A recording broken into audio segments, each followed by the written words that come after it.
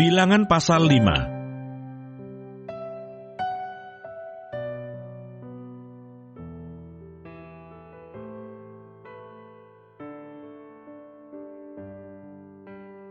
Peraturan mengenai orang-orang yang najis.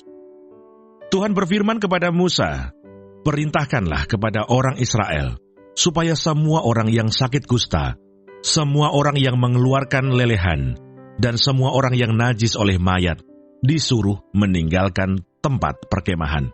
Baik laki-laki maupun perempuan, haruslah kau suruh pergi. Keluar tempat perkemahan, haruslah mereka kau suruh pergi, supaya mereka jangan menajiskan tempat perkemahan, di mana aku diam di tengah-tengah mereka." Maka orang Israel berbuat demikian. Mereka menyuruh orang-orang itu meninggalkan tempat perkemahan, seperti yang difirmankan Tuhan kepada Musa. Demikianlah diperbuat orang Israel. Peraturan mengenai penebusan salah. Tuhan berfirman kepada Musa, "Berbicaralah kepada orang Israel, apabila seseorang, laki-laki atau perempuan, melakukan sesuatu dosa terhadap sesamanya manusia, dan oleh karena itu berubah setia terhadap Tuhan, sehingga orang itu menjadi bersalah, maka haruslah ia mengakui dosa yang telah dilakukannya itu, kemudian membayar tebusan sepenuhnya dengan menambah 1/5, lalu menyerahkannya kepada orang terhadap siapa ia bersalah. Tetapi apabila orang itu tidak ada kaumnya, kepada siapa dapat dibayar tebusan salah itu, maka tebusan salah yang harus dibayar itu menjadi kepunyaan Tuhan, dan adalah bagian imam, belum terhitung domba jantan pendamaian yang dipakai untuk mengadakan pendamaian bagi orang itu. Dari persembahan-persembahan kudus yang disampaikan orang Israel kepada imam, persembahan khususnya adalah bagian imam. Sedang persembahan-persembahan kudus yang dibawa oleh seseorang adalah bagian orang itu sendiri. Hanya apa yang diserahkannya kepada seorang imam adalah bagian imam itu. Hukum mengenai perkara cemburuan. Tuhan berfirman kepada Musa, "Berbicaralah kepada orang Israel, dan katakanlah kepada mereka, apabila istri seseorang berbuat serong dan tidak setia terhadap suaminya, dan laki-laki lain tidur dan bersetubuh dengan perempuan itu dengan tidak diketahui suaminya, karena tinggal rahasia bahwa perempuan itu mencemarkan dirinya, tidak ada saksi terhadap dia, dia tidak kedapatan, dan apabila kemudian roh cemburu menguasai suami itu, sehingga ia menjadi cemburu terhadap istrinya, dan perempuan itu memang telah mencemarkan dirinya, atau apabila roh cemburu menguasai suami itu, sehingga ia menjadi cemburu terhadap istrinya, walaupun perempuan itu tidak mencemarkan dirinya, maka haruslah orang itu membawa istrinya kepada imam. Dan orang itu harus membawa persembahan karena perempuan itu sebanyak 1/10 eva tepung jelai, yang ke atasnya tidak dituangkannya minyak, dan yang tidak dibubuhi kemenyan.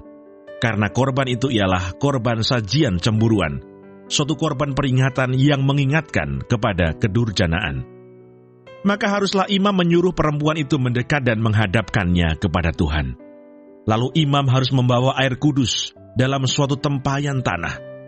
Kemudian harus memungut debu yang ada di lantai kemah suci dan membubuhnya ke dalam air itu.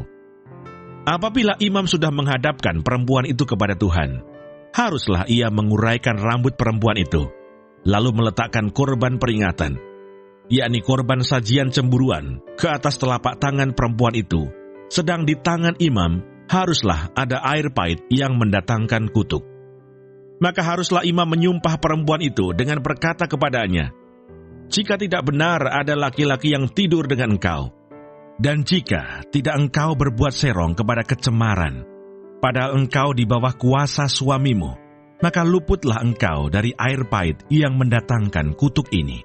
Tetapi jika engkau, padahal engkau di bawah kuasa suamimu, berbuat serong dan mencemarkan dirimu, oleh karena orang lain dari suamimu sendiri bersetubuh dengan engkau, dalam hal ini haruslah imam menyumpah perempuan itu dengan sumpah kutuk, dan haruslah imam berkata kepada perempuan itu, maka Tuhan kiranya membuat engkau menjadi sumpah kutuk di tengah-tengah bangsamu, dengan mengempiskan pahamu dan mengembungkan perutmu. Sebab air yang mendatangkan kutuk ini akan masuk ke dalam tubuhmu untuk mengembungkan perutmu dan mengembiskan pahamu. Dan haruslah perempuan itu berkata, Amin, amin. Lalu imam harus menuliskan kutuk itu pada sehelai kertas dan menghapusnya dengan air pahit itu. Dan ia harus memberi perempuan itu minum air pahit yang mendatangkan kutuk itu. Dan air itu akan masuk ke dalam badannya dan menyebabkan sakit yang pedih. Maka haruslah imam mengambil korban sajian cemburuan dari tangan perempuan itu, lalu mengunjukkannya ke hadapan Tuhan dan membawanya ke mezbah. Sesudah itu haruslah imam mengambil segenggam dari korban sajian itu sebagai bagian ingat-ingatannya dan membakarnya di atas mezbah. Kemudian memberi perempuan itu minum air itu. Setelah terjadi demikian, apabila perempuan itu memang mencemarkan dirinya dan berubah setia terhadap suaminya, air yang mendatangkan sumpah serapah itu akan masuk ke badannya dan menyebabkan sakit yang pedih, sehingga perutnya mengembung dan pahanya mengempis, dan perempuan itu akan menjadi sumpah kutuk di antara bangsanya. Tetapi apabila perempuan itu tidak mencemarkan dirinya, melainkan ia suci, maka ia akan bebas dan akan dapat beranak. Itulah hukum tentang perkara cemburuan. Kalau seorang perempuan telah berbuat serong dan mencemarkan dirinya, padahal ia di bawah kuasa suaminya. Atau kalau roh cemburu menguasai seorang laki-laki, sehingga ia cemburu terhadap istrinya, ia harus menghadapkan perempuan itu kepada Tuhan, dan imam haruslah melaksanakan seluruh hukum ini kepada perempuan itu. Laki-laki itu akan bebas daripada salah, tetapi perempuan itu haruslah menanggung akibat kesalahannya.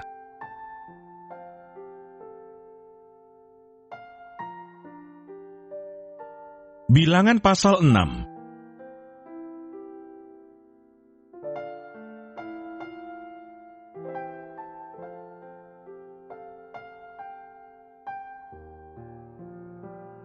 Hukum mengenai kenajiran. Tuhan berfirman kepada Musa, "Berbicaralah kepada orang Israel dan katakanlah kepada mereka, apabila seseorang laki-laki atau perempuan mengucapkan nasyar khusus, yakni nasyar orang Nasir, untuk mengkhususkan dirinya bagi Tuhan, maka haruslah ia menjauhkan dirinya dari anggur dan minuman yang memabukkan. Jangan meminum cuka anggur atau cuka minuman yang memabukkan, dan jangan meminum sesuatu minuman yang dibuat dari buah anggur, dan jangan memakan buah anggur, baik yang segar maupun yang kering. Selama waktu kenasirannya, janganlah ia makan sesuatu apapun yang berasal dari pohon anggur, dari bijinya sampai kepada pucuk rantingnya. Selama waktu nasarnya sebagai orang Nasir, janganlah pisau cukur lalu di kepalanya. Sampai genap waktunya ia mengkhususkan dirinya bagi Tuhan. Haruslah ia tetap kudus dan membiarkan rambutnya tumbuh panjang. Selama waktunya ia mengkhususkan dirinya bagi Tuhan, janganlah ia dekat kepada mayat orang. Bahkan apabila mati ayahnya ataupun ibunya, saudaranya laki-laki ataupun saudaranya perempuan, janganlah ia menajiskan dirinya kepada mereka, sebab tanda kenasiran bagi Allahnya ada di atas kepalanya. Selama waktu kenasirannya, ia kudus bagi Tuhan. Tetapi apabila seseorang mati di dekatnya dengan sangat tiba-tiba, sehingga ia menajiskan rambut kenasirannya, maka haruslah ia mencukur rambutnya pada hari pentahirannya, yaitu pada hari yang ke-7, haruslah ia mencukurnya. Pada hari yang ke-8, haruslah ia membawa 2 ekor burung tekukur atau 2 ekor anak burung merpati kepada imam ke pintu kemah pertemuan. Maka haruslah imam mengolah yang seekor menjadi korban penghapus dosa, dan yang lain menjadi korban bakaran, dan mengadakan pendamaian bagi dia, oleh karena dia telah berdosa dengan berada dekat mayat. Pada hari itu juga, ia harus menguduskan kepalanya, dan mengkhususkan waktu kenasirannya bagi Tuhan. Ia harus membawa seekor domba jantan berumur setahun, menjadi korban penebus salah. Hari-hari yang sudah lewat dianggap batal karena rambut kenasirannya telah menjadi najis. Dan inilah hukum tentang seorang Nasir. Apabila waktu kenasirannya genap, ia harus dibawa ke pintu kemah pertemuan, dan ia harus mempersembahkan sebagai persembahannya kepada Tuhan seekor domba jantan berumur setahun, yang tidak bercela untuk korban bakaran, dan seekor domba betina berumur setahun yang tidak bercela untuk korban penghapus dosa, dan seekor domba jantan yang tidak bercela untuk korban keselamatan. Juga sebakul roti yang tidak beragi, yakni roti bundar dari tepung yang terbaik, yang diolah dengan minyak, dan roti tipis yang tidak beragi, diolesi dengan minyak, serta dengan korban sajian dan korban-korban curahannya. Lalu haruslah imam membawa semuanya itu ke hadapan Tuhan dan mengolah korban penghapus dosa dan korban bakarannya. Domba jantan itu haruslah diolahnya sebagai korban keselamatan bagi Tuhan. Beserta sebakul roti yang tidak beragi itu, juga haruslah imam mengolah korban sajian dan korban curahannya. Maka haruslah orang Nasir itu mencukur rambut kenasirannya di depan pintu kemah pertemuan, lalu mengambil rambut kenasirannya itu dan melemparkannya ke dalam api yang di bawah korban keselamatan. Imam haruslah mengambil paha depan domba jantan itu sesudah dimasak, dan satu roti bundar yang tidak beragi dari dalam bakul, dengan satu roti tipis yang tidak beragi, lalu meletakkannya ke atas telapak tangan orang Nasir itu setelah orang ini mencukur rambut kenasirannya. Kemudian haruslah imam mengunjukkan semuanya itu ke hadapan Tuhan sebagai persembahan unjukan. Semuanya itu menjadi bagian kudus bagi imam, beserta dada persembahan unjukan dan beserta paha persembahan khusus. Sesudah itu, barulah boleh orang Nasir itu minum anggur. Itulah hukum tentang orang Nasir yang menasarkan persembahannya kepada Tuhan berdasarkan kenasirannya. Belum dihitung apa yang ia mampu mempersembahkan di samping itu, sesuai dengan bunyi nasar yang diikrarkannya. Demikianlah harus dilakukannya berdasarkan hukum tentang kenasirannya. Ucapan berkat imam. Tuhan berfirman kepada Musa, "Berbicaralah kepada Harun dan anak-anaknya. Beginilah harus kamu memberkati orang Israel. Katakanlah kepada mereka, Tuhan memberkati engkau dan melindungi engkau. Tuhan menyinari engkau dengan wajahnya dan memberi engkau kasih karunia. Tuhan menghadapkan wajahnya kepadamu dan memberi engkau damai sejahtera. Demikianlah harus mereka meletakkan namaku atas orang Israel, maka aku akan memberkati mereka."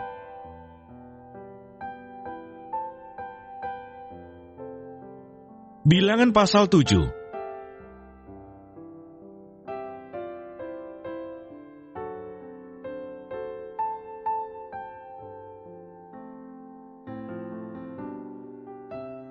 Persembahan pada waktu pentahbisan kemah suci. Pada waktu Musa selesai mendirikan kemah suci, diurapinya dan dikuduskannya itu dengan segala perabotannya, juga mezbah dengan segala perkakasnya. Dan setelah diurapi dan dikuduskannya semuanya itu, maka para pemimpin Israel, para kepala suku mereka, mempersembahkan persembahan. Mereka itu ialah para pemimpin suku yang bertanggung jawab atas pencatatan itu. Sebagai persembahan, dibawa mereka ke hadapan Tuhan 6 kereta beratap dengan 12 ekor lembu, 1 kereta untuk 2 orang pemimpin, dan 1 ekor lembu untuk 1 orang pemimpin.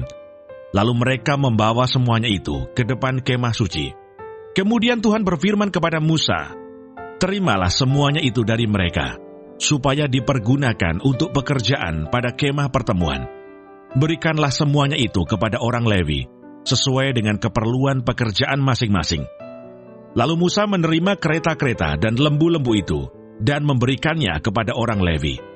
2 kereta dengan 4 ekor lembu diberikannya kepada Bani Gerson, sesuai dengan keperluan pekerjaan mereka, dan 4 kereta dengan 8 ekor lembu diberikannya kepada Bani Merari, sesuai dengan keperluan pekerjaan mereka di bawah pimpinan Itamar, anak Imam Harun itu.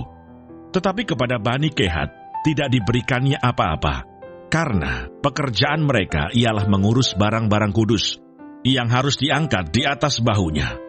Lagi para pemimpin mempersembahkan persembahan pentahbisan mezbah. Pada hari mezbah itu diurapi, para pemimpin membawa persembahan mereka ke depan mezbah itu. Tuhan berfirman kepada Musa, 1 pemimpin setiap hari haruslah mempersembahkan persembahannya untuk mentahbiskan mezbah itu. Yang mempersembahkan persembahannya pada hari pertama ialah Nahason bin Aminadab dari suku Yehuda. Persembahannya ialah 1 pinggan perak, 130 shikal timbangannya, dan 1 bokor penyiraman dari perak 70 shikal beratnya, ditimbang menurut shikal kudus. Keduanya berisi tepung yang terbaik, diolah dengan minyak untuk korban sajian. 1 cawan 10 shikal emas beratnya, berisi ukupan, 1 ekor lembu jantan muda, 1 ekor domba jantan, dan 1 ekor domba berumur setahun untuk korban bakaran, 1 ekor kambing jantan untuk korban penghapus dosa, dan untuk korban keselamatan 2 ekor lembu, 5 ekor domba jantan, 5 ekor kambing jantan, dan 5 ekor domba berumur setahun. Itulah persembahan Nahason bin Aminadab. Pada hari kedua, Netaneel bin Suar, pemimpin suku Isakar, mempersembahkan persembahan. Sebagai persembahannya, dipersembahkannya 1 pinggan perak, 130 shikal timbangannya, dan 1 bokor penyiraman dari perak, 70 shikal beratnya, ditimbang menurut shikal kudus. Keduanya berisi tepung yang terbaik, diolah dengan minyak untuk korban sajian. 1 cawan, 10 shikal emas beratnya, berisi ukupan, 1 ekor lembu jantan muda, 1 ekor domba jantan, dan 1 ekor domba berumur setahun untuk korban bakaran, 1 ekor kambing jantan untuk korban penghapus dosa, dan untuk korban keselamatan 2 ekor lembu, 5 ekor domba jantan, 5 ekor kambing jantan, dan 5 ekor domba berumur setahun. Itulah persembahan Netaneel bin Suar. Pada hari ketiga, pemimpin Bani Sebulon, Eliab bin Helon, persembahannya ialah 1 pinggan perak, 130 shikal timbangannya, dan 1 bokor penyiraman dari perak 70 shikal beratnya. Ditimbang menurut shikal kudus, keduanya berisi tepung yang terbaik, diolah dengan minyak untuk korban sajian. 1 cawan, 10 shikal emas beratnya, berisi ukupan, 1 ekor lembu jantan muda, 1 ekor domba jantan, dan 1 ekor domba berumur setahun untuk korban bakaran, 1 ekor kambing jantan untuk korban penghapus dosa, dan untuk korban keselamatan 2 ekor lembu, 5 ekor domba jantan, 5 ekor kambing jantan, dan 5 ekor domba berumur setahun. Itulah persembahan Eliab bin Helon. Pada hari keempat, pemimpin Bani Ruben, Elisur bin Sedeur, persembahannya ialah 1 pinggan perak, 130 shikal timbangannya, dan 1 bokor penyiraman dari perak, 70 shikal beratnya, ditimbang menurut shikal kudus. Keduanya berisi tepung yang terbaik, diolah dengan minyak untuk korban sajian. 1 cawan, 10 shikal emas beratnya, berisi ukupan, 1 ekor lembu jantan muda, 1 ekor domba jantan, dan 1 ekor domba berumur setahun untuk korban bakaran, 1 ekor kambing jantan untuk korban penghapus dosa, dan untuk korban keselamatan 2 ekor lembu, 5 ekor domba jantan, 5 ekor kambing jantan, dan 5 ekor domba berumur setahun. Itulah persembahan Elisur bin Sedeur.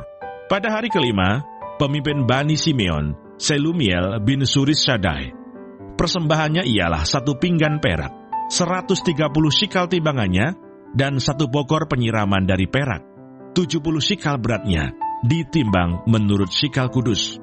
Keduanya berisi tepung yang terbaik, diolah dengan minyak untuk korban sajian.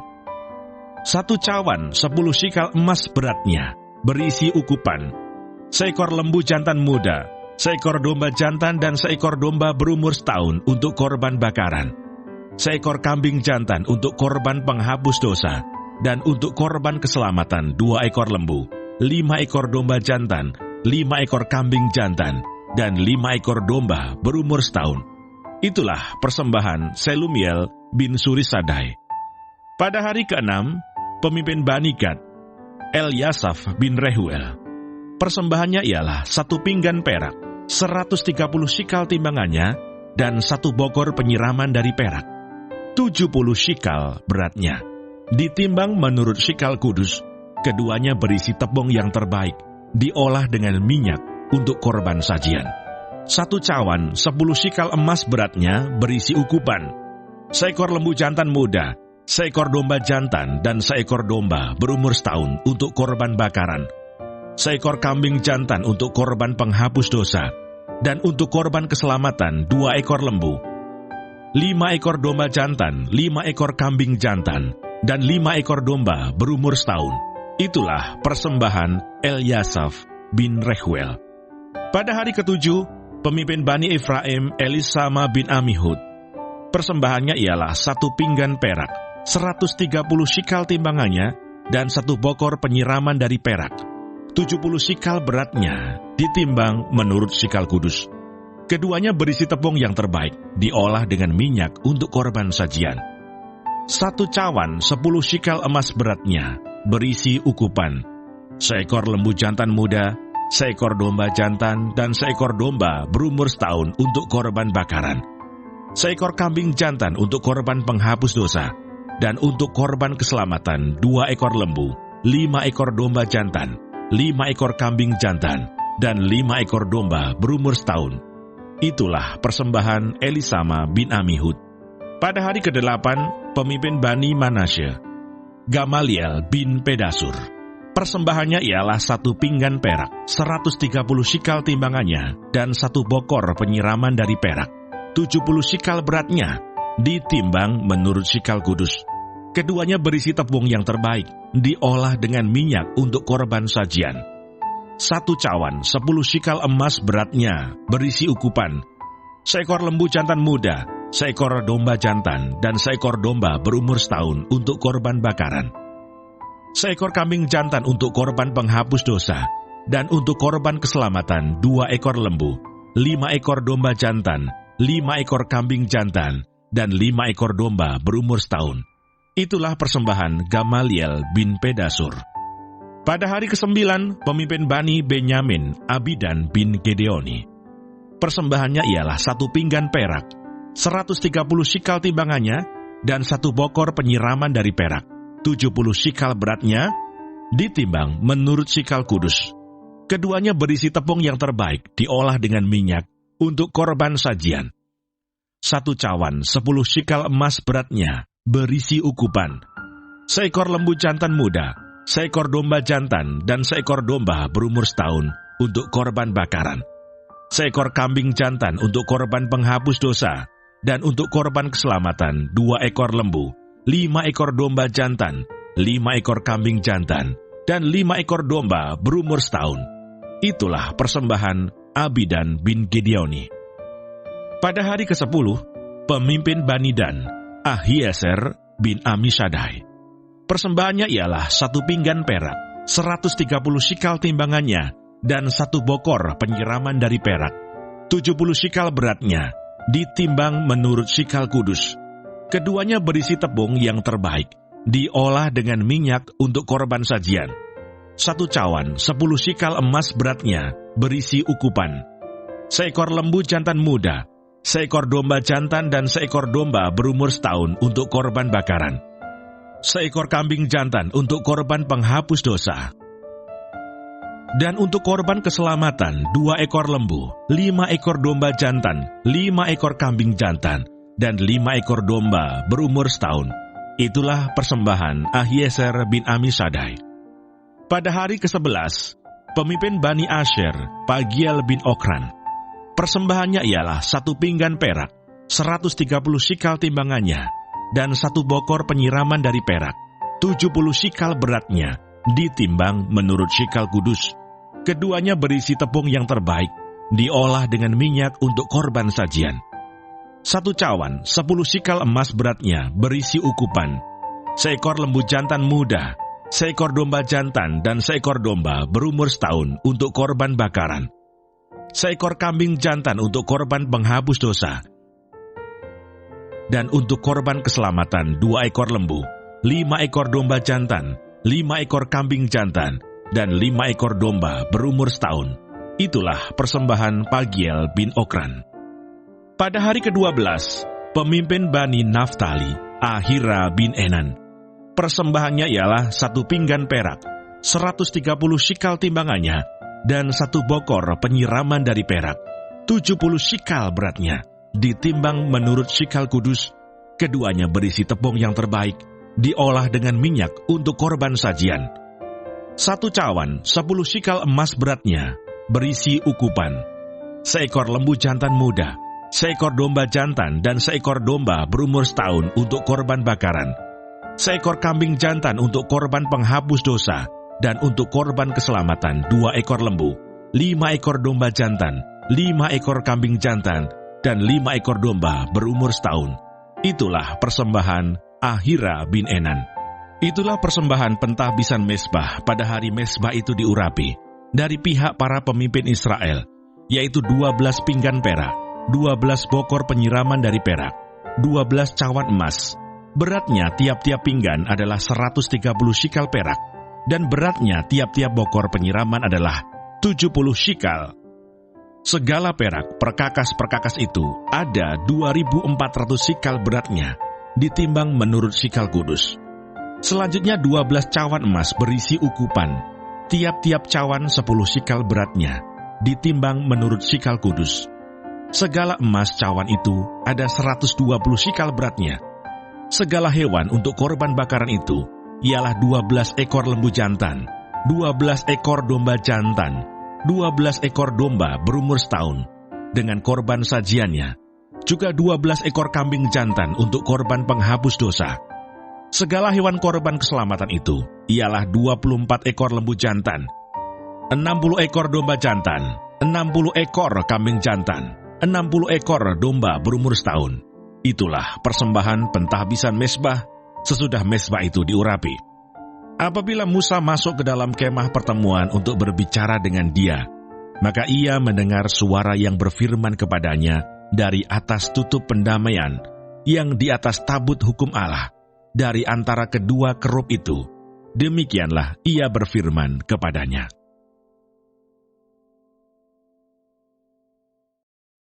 Bilangan pasal 8.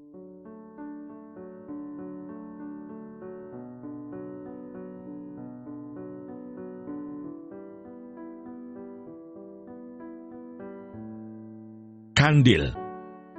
Tuhan berfirman kepada Musa, "Berbicaralah kepada Harun dan katakanlah kepadanya, apabila engkau memasang lampu-lampu itu, haruslah ketujuh lampu itu menerangi yang di sebelah depan kandil.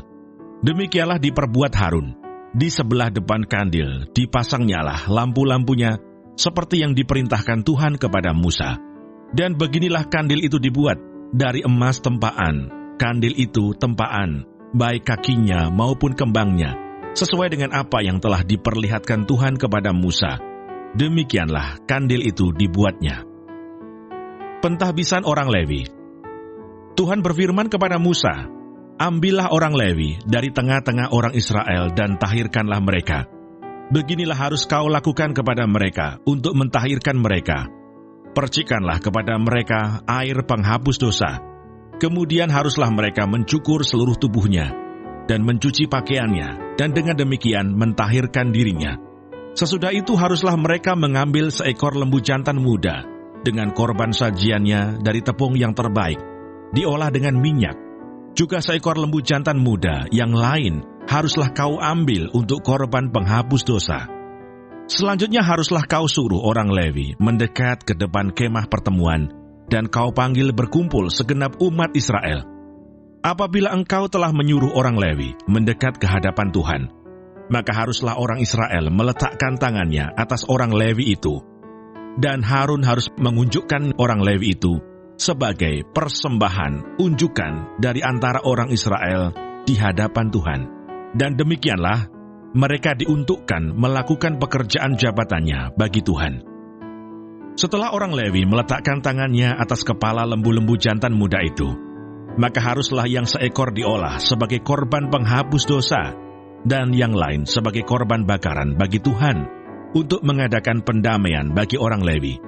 Maka haruslah engkau menghadapkan orang Lewi kepada Harun dengan anak-anaknya, dan mengunjukkan mereka sebagai persembahan unjukan bagi Tuhan. Demikianlah harus engkau mentahirkan mereka dari tengah-tengah orang Israel, supaya orang Lewi itu menjadi kepunyaanku. Barulah sesudah itu, orang Lewi boleh masuk untuk melakukan pekerjaan jabatannya pada kemah pertemuan, sesudah engkau mentahirkan mereka dan mengunjukkan mereka sebagai persembahan unjukan. Sebab mereka harus diserahkan dengan sepenuhnya kepadaku dari tengah-tengah orang Israel, ganti semua yang terdahulu lahir dari kandungan, yakni semua anak sulung yang ada pada orang Israel, telah kuambil mereka bagiku. Sebab semua anak sulung yang ada pada orang Israel, baik dari manusia maupun dari hewan, adalah kepunyaanku. Pada waktu aku membunuh semua anak sulung di tanah Mesir, aku telah menguduskan semuanya bagiku. Maka aku mengambil orang Lewi, ganti semua anak sulung yang ada pada orang Israel. Dan aku menyerahkan orang Lewi dari tengah-tengah orang Israel sebagai pemberian kepada Harun dan anak-anaknya untuk melakukan segala pekerjaan jabatan bagi orang Israel di kemah pertemuan. Dan untuk mengadakan pendamaian bagi orang Israel, supaya orang Israel jangan kena tulah apabila mereka mendekat ke tempat kudus. Lalu Musa, Harun dan segenap umat Israel melakukan yang demikian kepada orang Lewi, tepat seperti yang diperintahkan Tuhan kepada Musa mengenai orang Lewi. Demikianlah dilakukan orang Israel kepada mereka. Orang Lewi itu menghapus dosa dari dirinya dan mencuci pakaian mereka. Kemudian Harun mengunjukkan mereka sebagai persembahan unjukan di hadapan Tuhan dan mengadakan pendamaian bagi mereka sambil mentahirkan mereka. Sesudah itu masuklah orang Lewi untuk melakukan pekerjaan jabatan mereka di kemah pertemuan, di bawah pengawasan Harun dan anak-anaknya, seperti yang diperintahkan Tuhan kepada Musa mengenai orang Lewi. Demikianlah dilakukan kepada mereka. Awal dan akhir masa kerja orang Lewi. Tuhan berfirman kepada Musa, "Inilah yang berlaku bagi orang Lewi. Setiap orang yang berumur 25 tahun ke atas wajib bertugas, supaya ia bekerja pada kemah pertemuan. Tetapi jika ia berumur 50 tahun, haruslah ia dibebaskan dari pekerjaan itu, sehingga tak usah ia bekerja lebih lama lagi. Ia boleh membantu saudara-saudaranya di kemah pertemuan dalam menjalankan tugas mereka, tetapi tidak usah lagi ia menjabat pekerjaan itu. Demikianlah harus kau lakukan kepada orang Lewi mengenai tugas mereka."